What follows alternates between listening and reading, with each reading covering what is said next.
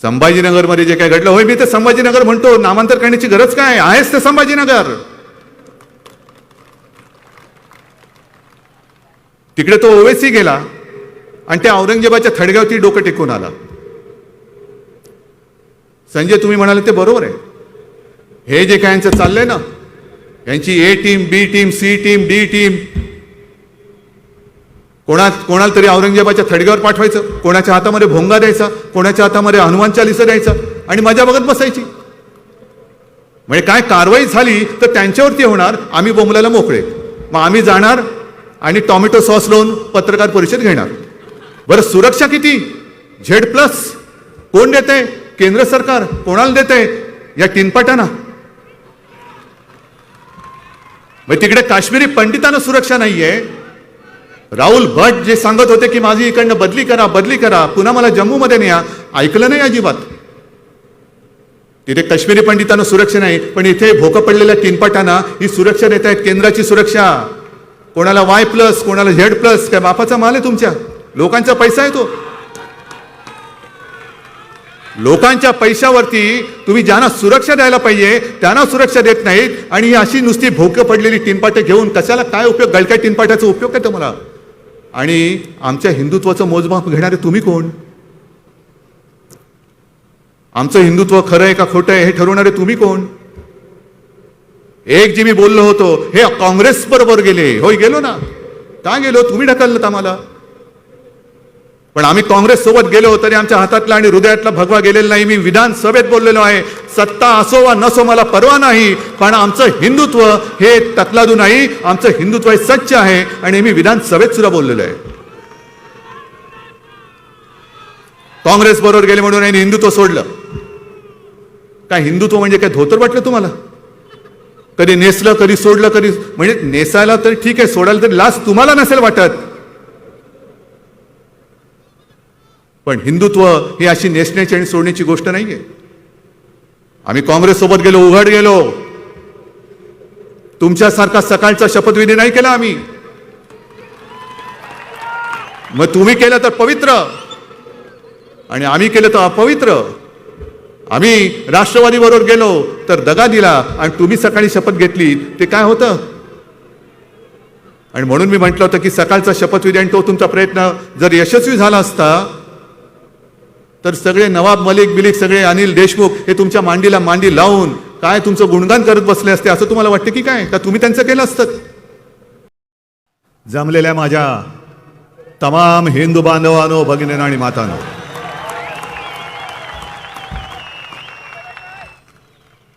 तुमच्याप्रमाणे मला पण मोकळं वाटतंय जरा. बऱ्याच दिवसांनी मैदानात उतरलेलो आहे, मोकळा श्वास घेतो आहे. अनेक विषयांवरती बोलायचं आहेच, पण आज सर्वप्रथम छत्रपती संभाजी महाराज यांना त्रिवार मानाचा मुजरा अभिवादन करतो. छत्रपती संभाजी महाराज म्हटल्यानंतर आणखीन काही बोलण्याची आवश्यकता नाही.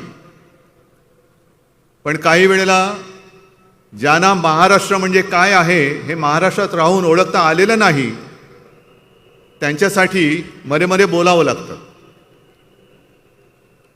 विषय म्हटलं तर बरेच आहेत. नेमकं कशावरती बोलायचा हा एक मुद्दा असला तरी हल्ली विशेषतः सर्व पक्ष जे आहेत आणि त्यातही जो एक खोटा हिंदुत्वाचा बुरखा घातलेला पक्ष आपल्यासोबत होता ते देशाची दिशा भरकटत आहे. मला आज मोठी गदा दिली. मी मध्ये एकदा बोललो होतो की आमचं हिंदुत्व हे कसं आहे, जे शिवसेना प्रमुखाने आम्हाला शिकवलं. आणि ते म्हणाले होते की मला देवळात घंटा बडवणारा हिंदू नको, तर अतिरेक्यांना बडवणारा हिंदू पाहिजे. आणि तोच धागा घेऊन आपण पुढे जातो आहोत. आणि मध्ये जे मी म्हटलं होतं की आमचं हिंदुत्व हे गदाधारी आहे आणि बाकीच्यांचं घंटाधारी आहे, बसा बडवत घंटा. काय मिळालं? घंटा. ती बघा गदा हलवतोय तो. अहो गदा पेलायला सुद्धा हातामध्ये ताकद पाहिजे, हनुमान, भीम. मग त्याच्यावरती आपले देवेंद्र फडणवीस बोलले, अहो यांचं हिंदुत्व हे गदाधारी नाही, गधाधारी आहे. म्हटलं बरोबर आहे, आमचं हिंदुत्व हे गधाधारी होतं, पण 2.5 वर्षापूर्वी आम्ही तुम्हाला सोडलं. आमचे जे काही जुने फोटो तुमच्याबरोबर येत आहेत म्हणून तुमचा गैरसमज झाला असेल की आमचं हिंदुत्व हे गधाधारी आहे. त्या गध्याला आम्ही सोडून दिले, कारण उपयोग नाही त्याचा. शेवटी गाढव ते गाढव, गाढवापुढे वाचली गीता. उपयोग काय? कालचा गोंधळ बरा होता. त्याच्यामुळे जी गाढवं आमच्या सोबत होती घोड्याच्या एका आवेशात, त्या गाढवानी लात मारायच्या आधी आम्ही त्याला लात मारून बाहेर पडलेलो आहोत. आता बसा काय करायचं ते बोमला. आज संजय राऊत जे बोलत होते, राहुल भट, एक महत्वाचा विषय आहेच. जो एक भ्रम निर्माण केला जातोय आणि असा एक आवेश आणला जातोय की बस संपूर्ण देशातच नव्हे तर जगामध्ये हिंदुत्वाचे रक्षक ही भारतीय जनता पक्ष आहे. मग इकडे बसले ते कोण आहेत? हे जे हिंदू आहेत यांच्या धमन्यामध्ये भगवं रक्त शिवसेना प्रमुखांनी जे त्यावेळेला पेरलेलं आहे, रुजवलेलं आहे, हा हिंदू काही मेल्या आईचं दूध प्यायलेलं नाहीये. कोणाची बिशाद आहे बघतो ना हिंदुत्वावरती घाला घालण्याची. हिंदुत्वावरती तर मी बोलणारच आहे, पण त्याआधी 1-2 मुद्दे जे महत्वाचे आहेत ते तर मला बोललेच पाहिजेत, कारण ते असे सोडून देता येणार नाही. स्लिप ऑफ टंग म्हणून ते मुद्दे काही सोडता येणार नाही. मधल्या काळामध्ये म्हणजे आपण 1 मे जेव्हा या इकडे जिओ सेंटरमध्ये साजरा करत होतो, त्याच दिवशी भारतीय जनता पक्षाची सभा होती आणि त्या सभेमध्ये देवेंद्र फडणवीस चुकून बोलून गेले. जे पोटात होतं ते ओठावरती आलं. जी त्यांच्या मालकाची इच्छा आहे ते बोलून गेले की आम्ही मुंबई स्वतंत्र करणार. अहो तुमच्या मालकासकट तुमच्या 1760 पिढ्या जरी आल्या ना तरी हा जिवंतपणा जो इकडे मर्द मावळ्यांमध्ये आहे. आणि शिवसेना प्रमुख बोलले होते ते मी पुन्हा बोलतो, मुंबई मराठी माणसाने रक्त सांडून हौतात्म्यात पत्करून मिळवलेली आहे. ती आंदण मोडून मिळालेली नाही, मिळवलेली मुंबई आहे. आणि या मुंबईचा लचका जो कोणी तोडण्याचा प्रयत्न करेल त्याचे तुकडे तुकडे केल्याशिवाय हा मर्द मराठा, मराठी आणि हिंदू बसल्याशिवाय राहणार नाही. करून टाकणार आम्ही. पण हे असंच आलेलं नाहीये. आता मला असं वाटायला लागलं की ही जी आपली जागा आहे, ज्या जागेवरती आपली सभा होते, इकडे ते बुलेट ट्रेन आणतायत. देशातली पहिली बुलेट ट्रेन अहमदाबाद ते मुंबई. कोणी मागितले? आपण मागितले? पाहिजे तुम्हाला? झाली उद्या समजा मुंबई आणि अहमदाबाद बुलेट ट्रेन झाली, आपल्यापैकी किती जाणार तिकडे आणि किती लोक येणार तिकडे? हा जो डाव चाललेला आहे हा मुंबई तोडण्याचा डाव चाललेला आहे. मुंबई स्वतंत्र करणार म्हणजे काय करणार? देश आपला काय पारतंत्र्यात आहे, मुंबई पारतंत्र्यात आहे. पण मुळामध्ये मला देवेंद्र फडणवीसांना विचारायचं आहे की तुमचा पक्ष तर तेव्हा नव्हता, आमचाही नव्हता, पण तुमची मातृसंस्था जी आहे संघ, तिला आता 2-4 वर्षात 100 वर्ष होतील. त्यावेळेला संघ अस्तित्वात होता स्वातंत्र्यपूर्व काळात. पण एकदाही संघ आपल्या देशाच्या स्वातंत्र्य लढ्यात उतरलेला नाही. असेल तर दाखले दाखवा. तुमचं आणि स्वातंत्र्याचं काय संबंध? काय त्या स्वातंत्र्यामध्ये तुम्ही नव्हतात. संयुक्त महाराष्ट्राचा जो लढा चालला होता त्या लढ्यामध्ये नव्हतात. हा होतात. कसे होतात? जनसंघ म्हणून होतात. आणि तेव्हा शिवसेना नव्हती, पण शिवसेना प्रमुख म्हणजे आपले बाळासाहेब आणि माझे काका श्रीकांत ठाकरे हे माझ्या आजोबांना मदत करत होते. माझे आजोबा प्रबोधनकार ठाकरे हे तेव्हा जे संयुक्त महाराष्ट्र जो लढा चालला होता त्या लढ्यामधले पहिले जे 5 सेनापती होते त्यातले एक प्रबोधनकार ठाकरे म्हणजे माझे आजोबा. आणि जनसंघाचा जो उल्लेख मी वाचला तेव्हा संयुक्त महाराष्ट्र समिती स्थापन झाली होती. काय वाटेल ते हो, सगळ्यांना त्यांनी आवाहन केलं होतं की आता आपापसातले मतभेद गाडून मुंबई महाराष्ट्राला मिळालीच पाहिजे, म्हणून वेडवाकडं न वागता आपण निवडणूक लढूया, म्हणून ती संयुक्त महाराष्ट्र समिती स्थापन झाली. आणि या संयुक्त महाराष्ट्र समितीतून पहिलं कोण फुटलं माहिती आहे तुम्हाला? जनसंघ, म्हणजे यांचे पूर्वीचे बाप. जनसंघ, जागा वाटपावरनं भांडण. जे शिवसेना प्रमुख आपल्याला सांगायचे की जागा वाटप करताना ही जागा आमचीच, ती जागा आमचीच. अहो इकडे तुमचं काय आहे? नाही, इकडे आमचा एक कार्यकर्ता आहे, मोरंबा बनवतो चांगला, घराघरात जातो मोरंब्यातून, गोड आहे म्हणून आमची. इकडे काय, आमचा एक पापडवाला आहे, तो घराघरात पापड देतो. हे असं करत करत करत हे तेव्हापासून हा मुंबईचा लचका तोडण्याचा यांचा मनसुबा जो आहे हा वेळेत लक्षात घ्या. म्हणून मी तुम्हाला जे सांगतो ना की हे चुकून आलेलं नाहीये वाक्य, हे पोटातलं ओठावरती आलेलं आहे. हे पोटातलं ओठावरती आलेलं आहे. आणि दुसरा अतिशय महत्वाचा मुद्दा जो आहे तो म्हणजे महागाई आहे की नाही. म्हणजे हिंदुत्व तर आहेच, कारण हिंदुत्व आमचा श्वास आहे आणि मराठी आमचा प्राण आहे, हे आम्हाला सिद्ध करण्याची गरज नाहीये. पण महागाईच्या मुद्द्यावरती बोलतच नाहीये कोणी. बरं, गेल्या 8-15 दिवसापूर्वी बऱ्याच दिवसांनी जेव्हा पंतप्रधानांनी एक कोविडवरती सभा घेतली, त्या सभेमध्ये त्यांनी कोविडवरती एक इलाज सांगितला. कळला तुम्हाला? पूर्ण राज्याचे, देशातल्या राज्याचे मुख्यमंत्री तिकडे होते. 5 मुख्यमंत्र्यांना बोलायला दिलं. मी आपला IPL बघितल्यासारखं बघत होतो. मला त्या बैठकीत बोलायचं नव्हतं. बरं, सगळे 5 जण बोलले.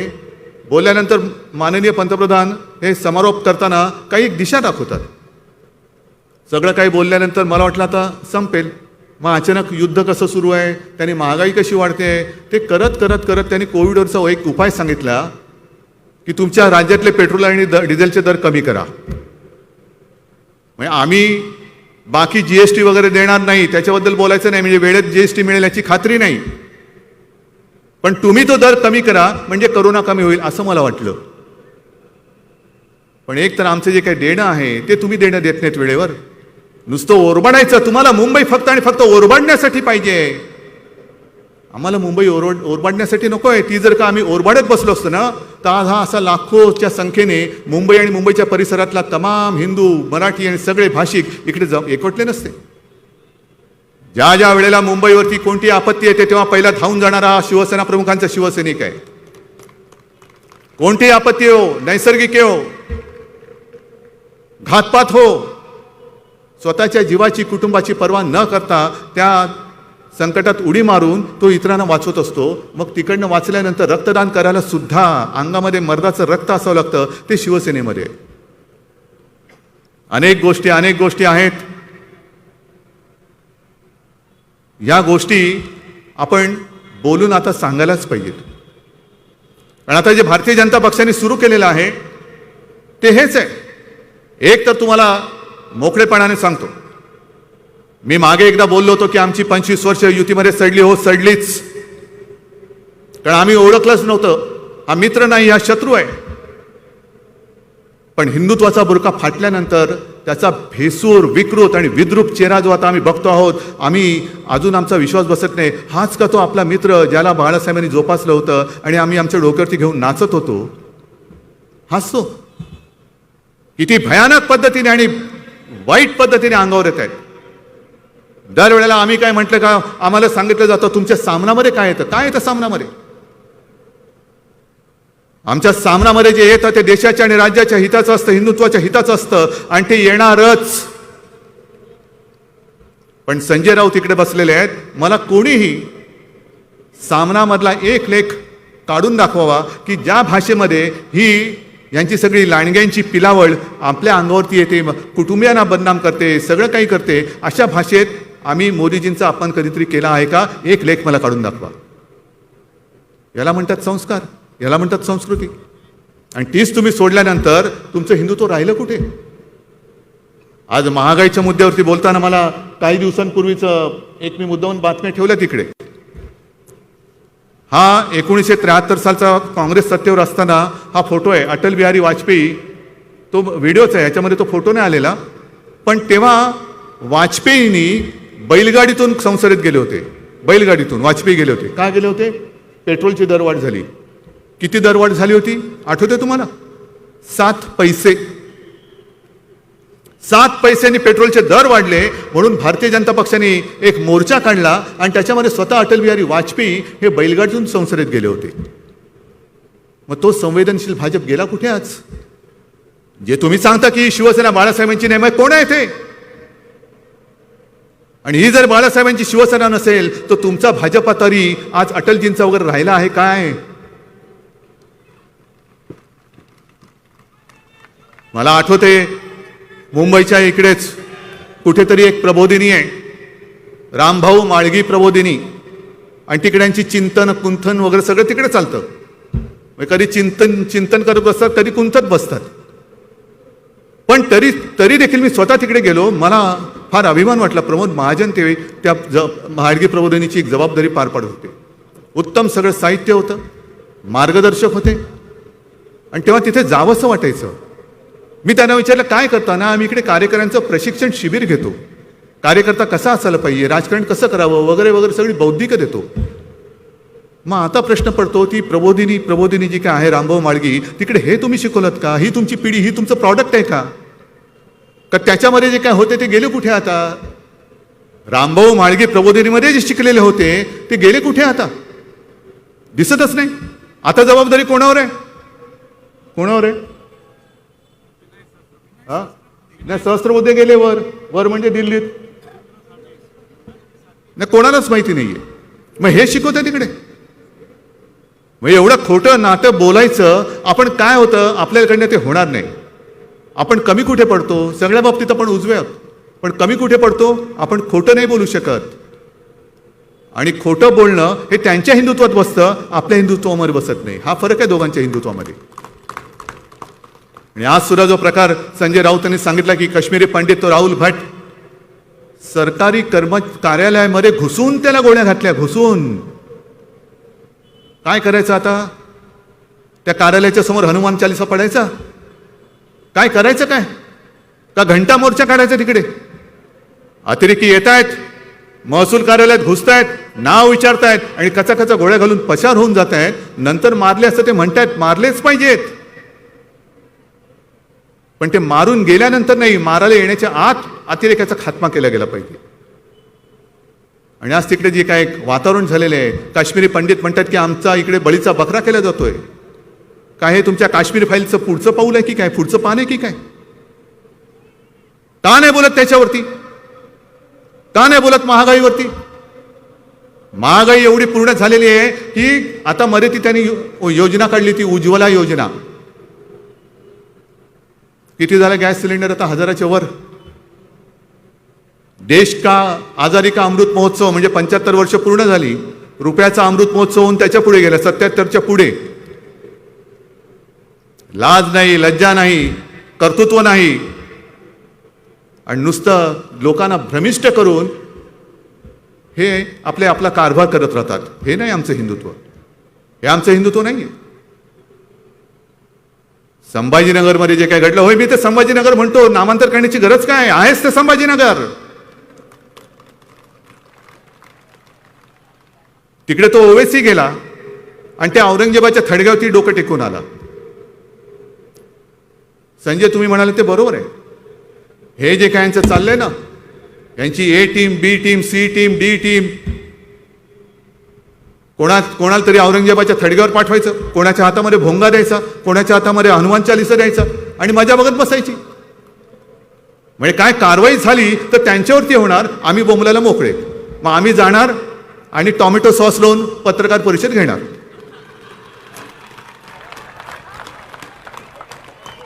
हे तुमचं शौर्य. अरे कसले फोटो काढताय आणि कसले करताय? बरं सुरक्षा किती? Z+ कोण देत आहे? केंद्र सरकार. कोणाला देत आहे? या टिनपाटांना.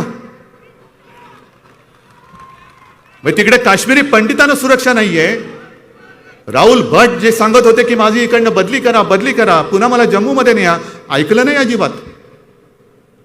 तिथे काश्मीरी पंडितांना सुरक्षा नाही, पण इथे भोकं पडलेल्या टिनपाटांना ही सुरक्षा देत आहेत, केंद्राची सुरक्षा.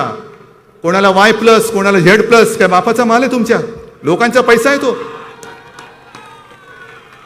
लोकांच्या पैशावरती तुम्ही ज्यांना सुरक्षा द्यायला पाहिजे त्यांना सुरक्षा देत नाहीत आणि ही अशी नुसती भोकं पडलेली टिनपाटे घेऊन कशाला काय उपयोग? गलक्या टिनपाट्याचा उपयोग काय तुम्हाला? जरा टिनपाट सभ्य शब्द बोलो, खरं टमरेल बोलायचं होतं.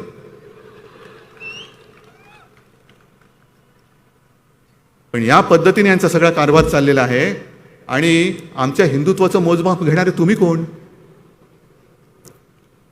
आमचं हिंदुत्व खरं आहे का खोटं आहे हे ठरवणारे तुम्ही कोण?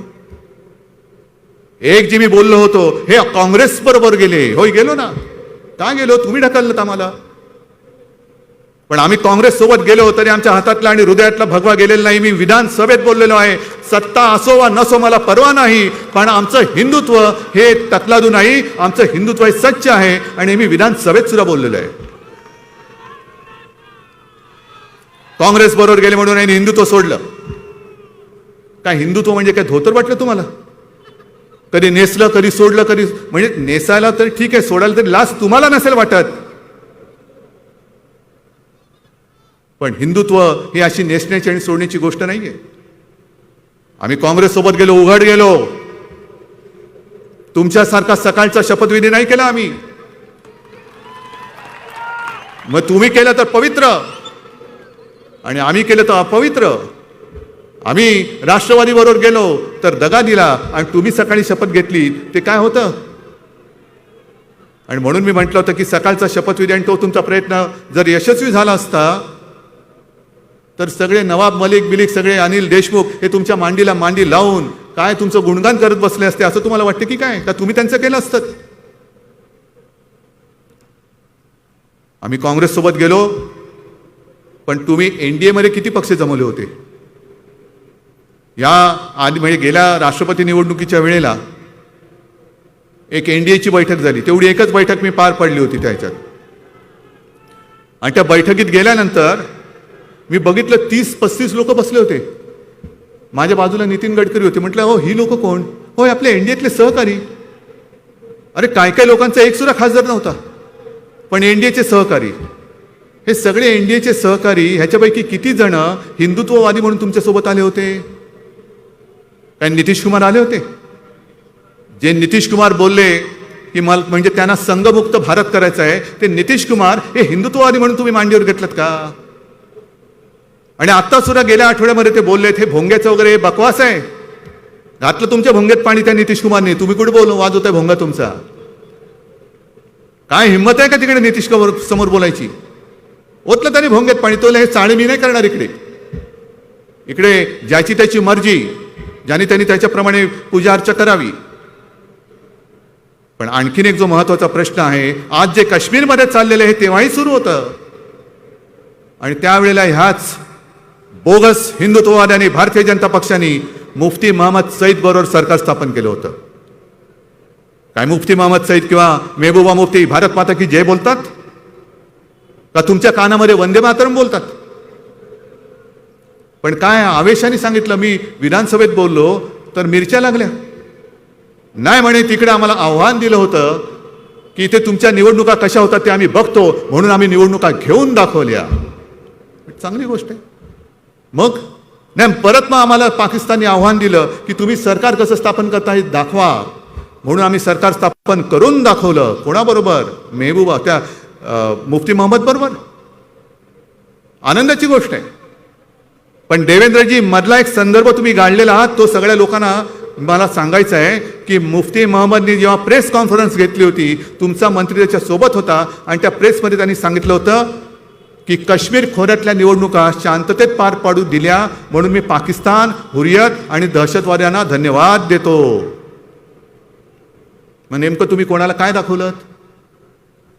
कोणाला काय दाखवलं? हे तुमचं हिंदुत्व. बरं तर बरं ते म्हणतात बाबरीच्या वेळेला शिवसैनिक नव्हतेच, मी गेलो होतो म्हणे तिकडे. अरे तुमचं वय काय होतं? काय शाळेच्या सहलीला गेलो होतात? हा काय शाळेची सहल होती का कॉलेजची सहल होती? चला चला चला चला अयोध्येला चला, चला चला चला चला अयोध्येला चला, असं काय होतं की बाबरी बघायला चला? काय तुमचं वय? बोलता किती? करता काय? मग तुम्ही आमच्यावरती जर का शंका व्यक्त करत असाल तर मी तुम्हाला थेट प्रश्न विचारतोय, तो तुम्ही तरी हिंदुत्वासाठी काय केलंय हे आता जनतेला कळून जाऊ द्या, देशाला कळू द्या. तुम्ही काय केलंय हिंदुत्वासाठी? बाबरी तर पाडली नाहीच. तुम्ही जर का देवेंद्र तिकडे खरंच गेला होतात ना, तर नुसता चढायचा प्रयत्न केला असता तरी बाबरी तुमच्या वजनाने खाली आली असती. हे लोकांना श्रमच करावे लागले नसते. तुम्ही नुसता प्रयत्न, एक नुसता पाय टाकला असता तर बाबरी खाली आली असती. पण आता म्हणतात ती मशीद नव्हती, तो ढाचा होता. अच्छा, मग तेव्हा एवढं टिपेला सगळं काय केलं होतं? बाबरी मंदिर पाडलं आणि मस्जिद बांधली, मंदिर पाडलं मस्जिद बांधली. आणि मला आठवत आहे, मी साक्ष आहे, सगळ्यांना लाखोच्या करोडीच्या संख्येने अयोध्येला बोलवलं होतं. त्याच्यात शिवसैनिक पण होते. आडवाणींचा मुलाखतीचा तो व्हिडिओ आहे. त्यांनी सांगितलं की ती जी लोक चढली होती ती मराठी बोलत होती, म्हणून मी प्रमोदला सांगितलं जा जरा बघून ये. प्रमोद गेला, पण प्रमोदचं देखील ते ऐकायला तयार नव्हती. मग अशी प्रमोदचं सुद्धा ऐकायला तयार नसलेली माणसं, मराठी माणसं कोण असतील दुसरी?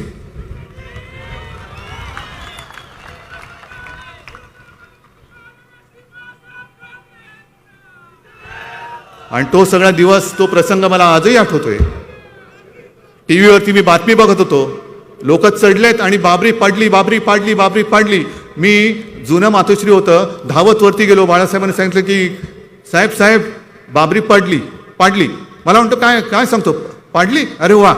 तेवढ्यात इंटरकॉमची बेल वाजली, कोणाचा तरी फोन होता, बाळासाहेबांनी घेतला आणि मग एवढंच म्हणाल, मग चांगलंय की मग? नाही नाही, जर शिवसैनिकांनी पाडली असेल तर मला त्यांचा गर्व आहे, मला त्यांचा अभिमान आहे. आणि फोन ठेवला ती मला म्हणाले, ही कसली म्हणे, त्यांच्या 2 अक्षराचा शब्दाचा अर्थ तुम्ही लावा, ही कसली याची अवलाद म्हणे. जे लोकांना बोलवत आहेत कार सेवा करा, कार सेवा करा, कार सेवा करा, म्हणजे काय करा? काय अयोध्येला येऊन गाड्या धुवायचे आहेत कार सेवा करायची म्हणजे? हे असलं नेतृत्व आहे, पुचाट नेतृत्व आहे. आम्हाला काय माहिती होतं तिकडे राम मंदिरावरती बाबरी बांधली गेली म्हणून? तुम्ही आम्हाला सांगितलं, आम्ही आलो तिकडे. आणि मला म्हणाले नेतृत्वाचं लक्षण बघ हेच असतं, जो नेता लोकांना भडकावून त्यांनी सांगितलेलं काम केल्यानंतर जो जबाबदारी झटकतो तो नेता नाही, तो नेता असू शकत नाही. हेच काम भाजपाने केलेलं आहे. सुंदरसिंग भंडारी बोलले होते की हे काम आमचं नाही, हे कदाचित म्हणे शिवसैनिकांनी केलं असेल. मग तेव्हा बोंबलला का नाही? भोंगा तेव्हा होता ना, तो भोंगा वाजवला का नव्हता की मी होतो मी होतो मी होतो, पुन्हा येईन पुन्हा येईन पुन्हा येईन? येण्याची शाश्वती नव्हती, गेल्याची पण होती की नाही अजून देता येत नाही. ठीक आहे, आता उद्या ते काहीतरी पुन्हा सभा घेणार आहेत, उत्तर सभा घ्या, मग आम्ही परवा घेतो, मग तुम्ही त्याच्यानंतर घ्या, मग आम्ही त्याच्यानंतर घेतो. हेच चालू ठेवायचे चाळे, हेच चाळे चालू ठेवायचे. उत्तर द्यायची असतील तर जनता जी आज महागाईने होरपडलेली गेलेली आहे तिला उत्तर द्या. आम्हाला कसलं उत्तर देत आहे? याला उत्तर देणं शक्य आहे तुम्हाला? हे इकडे जे काय जमलेलं आहे ही नुसती गर्दी नाहीये, ह्या गर्दीमध्ये एक जिवंतपणा आहे. ही सगळी वाघ आहेत, वाघ. मग गेल्या वेळेला त्यांनी काय केलं होतं? गेल्या वेळेला त्यांनी मला सांगितलं, कळलं असं की भगव्या टोप्या घातल्या होत्या. का हो भगव्या टोप्या कशाला? नाही, हिंदू आहोत आम्ही ना. हिंदुत्व टोपीत नसतं, डोक्यात असतं. डोक्यात मेंदू असेल तर त्या मेंदूत हिंदुत्व असायला लागतं, टोपीमध्ये हिंदुत्व नसतं कधी. आणि भगवी टोपी घालून जर तुम्ही हिंदुत्व दाखवत असाल तर RSSची टोपी काढी का?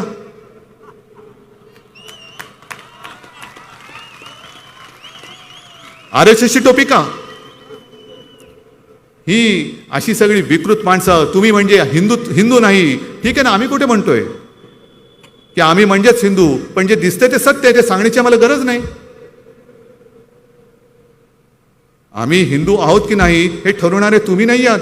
पण एक गोष्ट नक्की की तुमचं विकृत हिंदुत्व हे आम्हाला मान्य नाही. ही विकृती आहे. शिवसेना प्रमुखांनी हिंदुत्वाचा विचार दिला, तुम्ही त्या हिंदुत्वाचा विकार करतात. आणि अशी विकारी माणसं ही देशाचा कारभार काय करणार? मनोरुग्ण आहेत ही लोक. आजच मी येताना टीव्हीवरती बातम्या बघत होतो, कोणत्या दिशेने आपण चाललेलो आहोत. संजय राऊत म्हणाले की देशाला दिशा दाखवा. काय दिशा दाखवायची? दुर्देशाकडे आपण चाललेलो, दुर्देशाकडे चाललेलो आहोत. कोण थांबवणार? ज्यांच्यावरती विश्वास टाकला तोच जर का केसाने गळा कापणार असेल तर मग देश कोणाच्या हातामध्ये द्यायचा, कोणी हातामध्ये घ्यायचा? आता येताना मी टीव्हीवरती बातमी बघितली. एक कोणतरी बाई आहे, तिने शरद पवारांवरती कॉमेंट केली. फार विचित्र कॉमेंट आहे. काय घरी आई वडील आजी आजोबा भाऊ बहीण आहेत की नाही? संस्कार काय होतात की नाही तुमच्यावरती? संस्कार काय होतात की नाही? किती काही जरी झालं तर बाई तुझा संबंध काय? कोणावरती बोलतेस? काय बोलतेस? जर हे तुझं वक्तव्य असेल, तुझ्या मुलांचं काय होणार? ती काय होणार उद्या? हा जो सुसंस्कृतपणा आहे तो आपल्या देशातनं आणि आपल्या राज्यातनं जात चाललेला आहे. तो आपल्याला जपायचा आहे. ते खरं हिंदुत्व आहे. सुसंस्कृतपणा जपणं, नाहीतर म्हणायचं कशाला? नुसतं श्लोक म्हणायचे, हे म्हणायचे आणि तिकडे जाऊन वाटेल ते करायचं. म्हणजे मग करून करून भागले आणि देवपूजेला लागले. हे हिंदुत्व? या सगळ्या चित्रविचित्र गोष्टी ह्या टाळल्या गेल्या पाहिजेत. हे सांगणारं आज दुर्दैवाने कोण दिसत नाही. हे काम आपल्याला करायचंय आहे ना. याच्यामध्ये आपण मुंबई स्वतंत्र करणार म्हणतात, कशासाठी करणार हे तुम्हाला मी सांगितलं. पण मुंबईमध्ये जी कामं आपण करतो आहोत ही अभिमानाने आपण सांगितली पाहिजेत. मुंबईमधल्या आपल्या या शहरातल्या एकमेव महापालिका असेल 8 भाषांमध्ये शिक्षण देतं. एकमेव महापालिका. CBSE ICSE वगैरे हा सगळे जे अभ्यासक्रम आहेत हे आपली एकमेव महापालिका आहे, ती आपल्या शाळेमध्ये देते. म्हणजे आपल्या शाळेमध्ये यापूर्वी जी काही परिस्थिती होती, कोणी जर का विचारलं की तुमचा मुलगा जातो कुठे, तर लोक कदाचित तेव्हा लाजत होते की महापालिकेत शाळा. कारण महापालिकेत शाळा काय असणार? गरिबांची शाळा, फुकटची शाळा, ह्याच्यात काय अभ्यास असणार? आता जाऊन बघा तुम्ही, आता महापालिकेच्या शाळांमध्ये आपल्या मुलांना प्रवेश मिळावा म्हणून दाराच्या बाहेर रांग लागते. मध्ये अरविंद केजरीवाल येऊन कशासाठी काय बोलले की त्यांचं शाळा किती मोठ्यात असतील ना. पण केजरीवाल साहेब, तुमचं राज्य आहे, आमची महापालिका आहे, एक महापालिका, आणि महापालिकेने तुमच्या तोडीचं काम केलेलं आहे. कोविडचं काम किती मोठं झालेलं आहे. कोविड, मी अभिमानाने सांगेन की देशामध्ये दुसरं कोणतेही राज्य एवढं नसेल की ज्यांनी आरोग्य व्यवस्था ही एवढ्या पटीने वाढवलेली आहे. एवढ्या पटीने. हे मी वारंवार सांगितलं, मला पुन्हा फेसबुक लाईव्ह नाही करायचं. पण जणू काही महाराष्ट्रामध्ये संपूर्ण सगळं भंगार राज्य चाललेलं आहे. माफिया का राज. मला असं वाटतं आता दाऊदच्या मागे लागलेत. पण दाऊद जर का बोलला मी भाजपात येतो,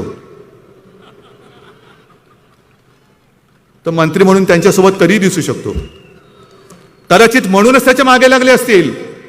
बघ इकडे कसं ईडी मागे लागले होते, आमच्यात लोक येत आहेत, आमच्यामध्ये ये, मग तुला मंत्री बनवतो. उद्या दाऊदला पण मंत्री बनवतील आणि सांगतील तसं काय नाही हो, दाऊद म्हणजे आमचा गुणाचा पुतळा आहे. ही अशी चित्रविचित्र सगळी भानगडी करणारी माणसं बघितल्यानंतर हे स्वतःला हनुमान पुत्र म्हणू तरी कसे शकतात? ज्या हनुमानाने पेट्या शेपटीने लंका जाळली होती, तुम्ही बाबरी पाडल्यानंतर शेपट्या आत घालून बसला होतात आणि तुमची विधभर नाही कित्येक मैल पळापळ झाली होती. ने पटकन बोललेलं बरं, नाही तर तुमचा गैरसमज व्हायचा. तर हे सगळं हनुमान पुत्र बित्र ह्या गोष्टी तुमच्या तोंडात शोभत नाहीयेत. ज्या रिकाम्या थाळ्या तुम्ही त्यावेळेला गो करोना गो म्हणून वाजवल्या, त्या थाळ्या आजही रिकाम्या आहेत. तुम्हाला एका गोष्टीचं नक्कीच समाधान वाटेल की जी आपण शिवभोजन थाळी म्हणून गरिबांसाठी 10 रुपयात देतो आहोत, मधल्या काळात आपण मोफत देत होतो, त्याच्यामध्ये 5 रुपयांनी पण देत होतो. आज 10 कोटीच्या वरती त्या थाळ्यांचं वितरण झालेलं आहे. रोज चालू आहे, रोज चालू आहे. शिवभोजन रोज चालू आहे. पोटभर जेवण, पोटभर घाल. आम्ही भरलेली थाळी देतो, रिकामी थाळी नाही देत. मग रिकाम्या थाळीचं करायचं काय? थाळी रिकामी राहिली तर लोक विचारतील प्रश्न. मग काय नाही, जा बाल्कनी थाळी वाजव. मग आता पण करा. गो महागाई गो, गो बेकारी गो. जे आज आपण इकडे हिंदुत्वाचं सांगितलंय की हृदयात राम आणि हाताला काम देणारं आमचं हिंदुत्व आहे, हा आमच्या हिंदुत्वाचा अर्थ आहे. काय तुमच्या हिंदुत्वाचा अर्थ काय? घंटा वाजवायची नुसती? आणि ते हृदयात राम आणि हाताला काम ते मला वाटतं सुभाष देसाई साहेबांनी सांगितलं असेल आपण काय काय करतो आहोत. आज संपूर्ण देशामध्ये महाराष्ट्र हा आपला महाराष्ट्र तुमच्या सगळ्यांच्या आशीर्वादामुळे स्टार्टअपमध्ये नंबर 1चं राज्य. स्टार्टअप म्हणजे होतकरू जे नवीन नवीन सगळे उद्योजक येत आहेत त्यांच्यासाठी महाराष्ट्र हे नंबर 1चं आहे. गुंतवणूक येते आहे, महाराष्ट्र पुढे चाललेला आहे.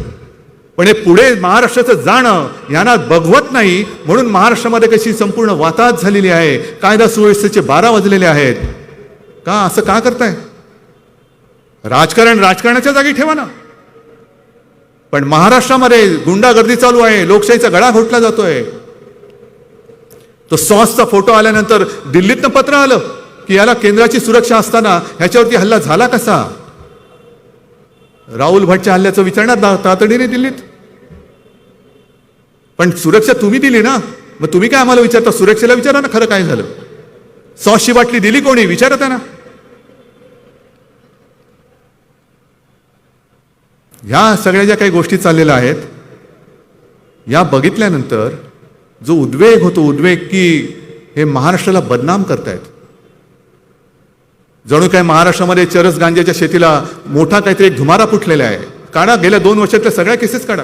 जे जे तुम्ही आरोप केले त्यांचं पुढे पुढे काय झालं, सुशांत सिंगचं काय झालं, आणखीन काय झालं, पुढे काय झालं, पुढे काय झालं.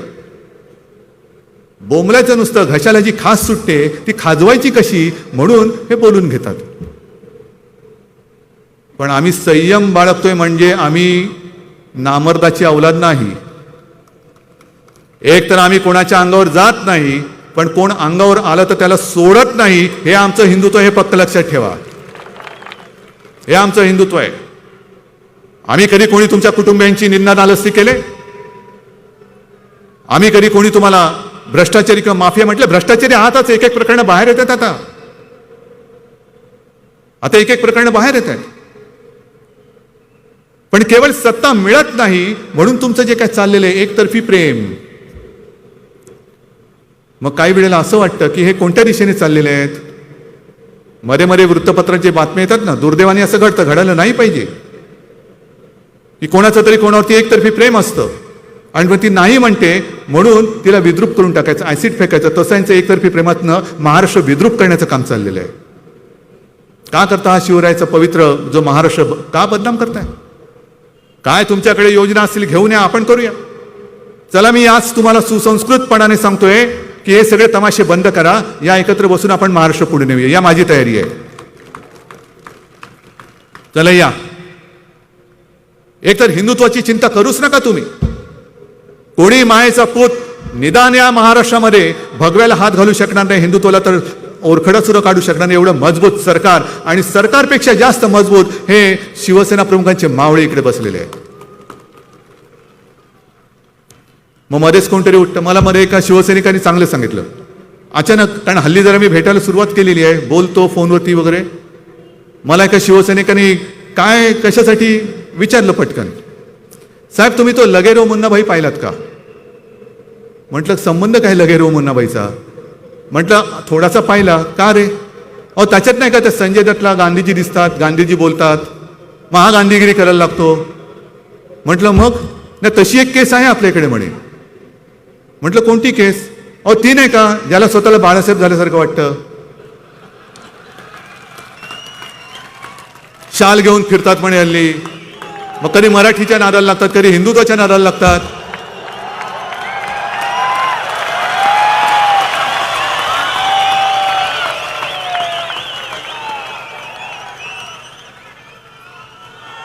म्हटलं अरे त्यातला मुन्नाबाई जो आहे ना तो लोकांचं भलं तरी करत होता, हा कुठला मुन्नाबाई काढलास तू? नाही पण म्हणे एक लक्षात घ्या. म्हटलं कोणाला त्याच्या भ्रमात राहू दे ना, आपण काय करायचं? म्हणजे तसं नाहीये, तुम्ही त्या पिक्चरचा शेवट नाही बघितला. म्हटलं काय? शेवटी त्या संजय दत्तला कळतं की साला आपण के भेजे में केमिकल लोचा होईल आहे. तरी केमिकल लोच्याची केस आहे. हा पिक्चर सत्यावरती आधारित, म्हणजे सत्य घटनेवरती आधारित आहे. ते असे मुन्नाबाई फिरतात, फिरू द्या. आता कोणाला अयोध्येला जायचं जाऊ द्या. आदित्य परत चाललंय. गेल्या आठवड्यामध्ये तो तिरुपतीला गेला होता. पण आपण जेव्हा अयोध्येला गेलो होतो तेव्हा प्रश्न सुटलेला नव्हता. 2018 साली दसरा मेळाव्यामध्ये तुमच्या सगळ्यांच्या साक्षीने मी जाहीर केलं की मी पुढच्या नोव्हेंबरमध्ये अयोध्येला जाणार, तुम्ही आला होतात माझ्यासोबत. आणि आजही तुमच्या लक्षात असेल की हे मी बोलताना वादळ वारं सुटलं तर विजा लखलखत होते आणि भगव्याचे मशालीसारखे फडकत होते. आहे ना लक्षामध्ये? काय हे काय चित्र होतं? ते दैवी चित्र होतं. आणि जाण्यापूर्वी सहज माझ्या मनात आलं की राम जन्मभूमीला जाताना आपण शिवजन्मभूमीची एक मूठभर तरी माती घेऊन जावी.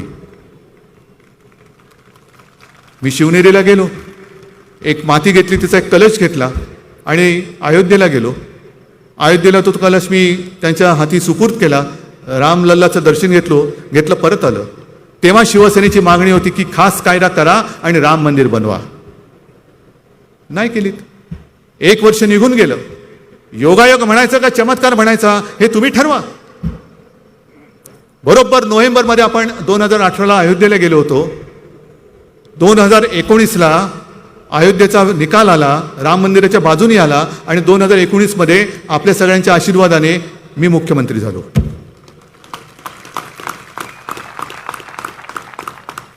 हे आहे ना कुठेतरी आमच्या पूर्वजांची पुण्याई आहे, आई वडिलांचे आशीर्वाद आहेत, तुमच्या सगळ्यांचं प्रेम आहे.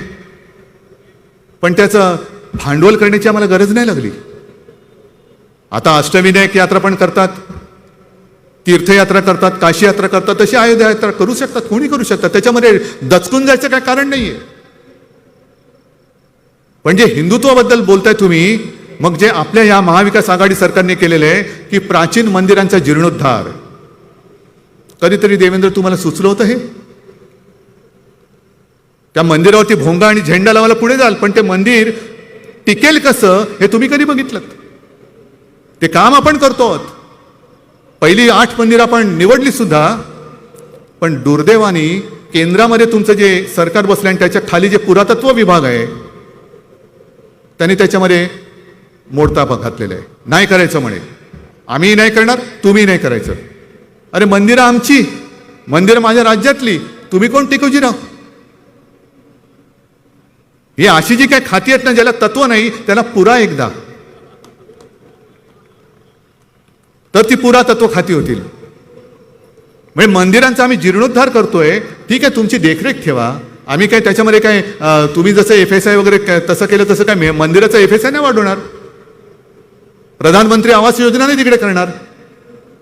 जे मंदिर आहे ते मंदिरच टिकवणार, आणखी दीर्घकालीन टिकेल ते कसं ते आम्ही बघणार आहोत. आपल्या राज्यातली काही मंदिर अशी आहेत की जी पावसाळ्यामध्ये पुराखाली जातात, टिकणार कशी? इतकी वर्षे टिकली, हेच मोठं आहे. पण हे पुरातत्व विभाग जे औरंगजेबाचं थडगं तिकडे बघतो संभाजीनगरमध्ये, तोच हा विभाग. थडग्याची देखभाल करतायत पण मंदिराची करत नाहीयेत. जा ना देवेंद्र, तिकडे जाऊन बोंबला. आणि बोंबलायचंच असेल, मुंबई स्वतंत्र तर तुमच्या कित्येक जन्मात होणार नाहीये, पण मुंबईसाठी बोंबलायचं असेल ना तर जा तिकडे कांजूरची जागा अडवली आहे त्याच्यासाठी बोंबलून या. इकडे बुलेट ट्रेन आणताय तुम्ही, बाजूला धारावी आहे, धारावीमध्ये रेल्वेची जमीन नाही देत आहेत, पैसे दिले अर्धे तरी देत नाहीत. जा तिकडे बोंबला आणि धारावीची ती रेल्वेची जमीन ह्या माझ्या मुंबईकरांना मिळवून द्या.